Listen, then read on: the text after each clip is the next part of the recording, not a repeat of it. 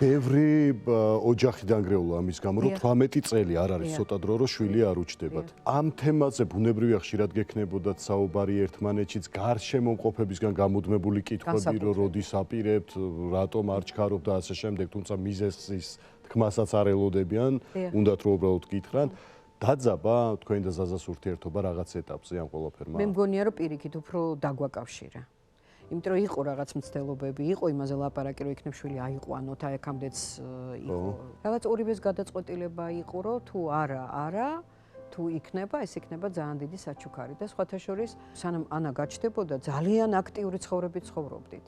მიუხედავად იმისა, რომ ეს იყო ჩვენი ტკივილი, რომელიც მხოლოდ ორი ადამიანის ჩვენი პირადი ტკივილი იყო და ამას ვცდილობდით არსად, მაგალითად, როცა მეგობრებთან სუფრა არის გაშლილი და გძნობდი, რომ იწყებოდა ახლა შვილების სადღეგრძელო, ყოველთვის ვცდილობდი, რომ იმ მომენტში რაღაც მომეფიქრებინა ამდგარიყავი, ან ზაზა ვცდილობდა ამას, რომ სიგარეტი მოეწია, იმიტომ რომ ტკივილი ეს ძალიან დიდი ტკივილია. მაგრამ ამ ტკივილმა თქო მე ვამბობ, კი არ დაგვაშორა. რაღაცნაირად უფრო მეტად დაგვაახლოვა.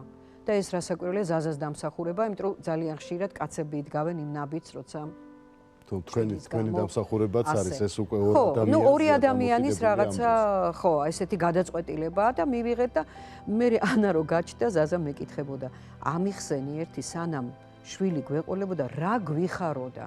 არადა ხო სავსე ცხოვრებით ცხოვრობდით, უამრავი მეგობარი, ამდენი გასტროლი, თეატრში ესეთი ოქროს ხანა, ნამდვილი.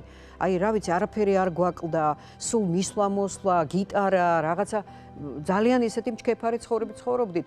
რა გვიხაროდა, როცა ეს არ იყო? იმიტომ რომ ანამ მთლიანად გადაუსვა ყველაფერს ხაზი. სულ იყო იმედი თუ რაღაც მომენტში შეიძლებოდა შვილი არ ყოლოდათ. არა. მე მაგალითად არასოდეს, ეხლა ეს არ არის ეს თემა, სამკურნალო ისა ესა რაღაცა.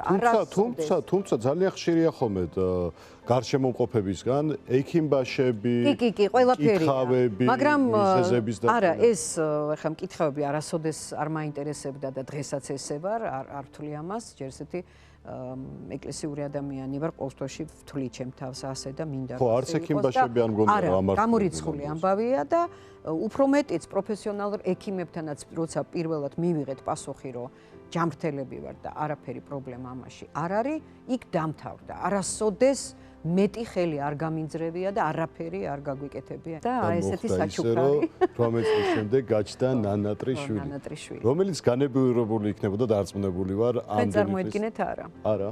მხოლოდ სიყვარულით. იმიტომ რომ მე ძალიან გული მტკივა, რომ ჩვენ იმ პერიოდში ჩემ ნანატრ შვილს, აი რაც მინდოდა რომ გამიკეთებინა, ბევრი რამე ვერ გაუკეთეთ, იმიტომ რომ არ იყო ამისი საშუალება. თუმცა სიყვარული არ მოგვიკლია. სიმკაცრე? არა, არანაირად. ხმამაღალი სიტყვა ანასთვის არ მეთქვამს. რომ მე ესე გამზარდეს. მე ყოველთვის ანგარის მიწევდნენ. ბავშვობიდან ჩემ აზრს ჰქონდა მნიშვნელობა და გადაწყვეტილების მიღებაში მე მონაწილეობდი აქტიურად. ჯერ ესეთი ის რომ ორივე მსახიობები ვართ, ის რომ არა ვართ ესეთი დაფარული ადამიანები, ეს ბავშვისთვის სტრესია. არ გინდოდათ გამოგეჩინათ შვილი? არა. როდესაც ორივე მსახიობი ხართ, გიცნობთ ყველა, ბუნებრივია ინტერესდებიან იმით, ვინ არის თქვენი შვილი. დაიცავით ბოლომდე ამისგან.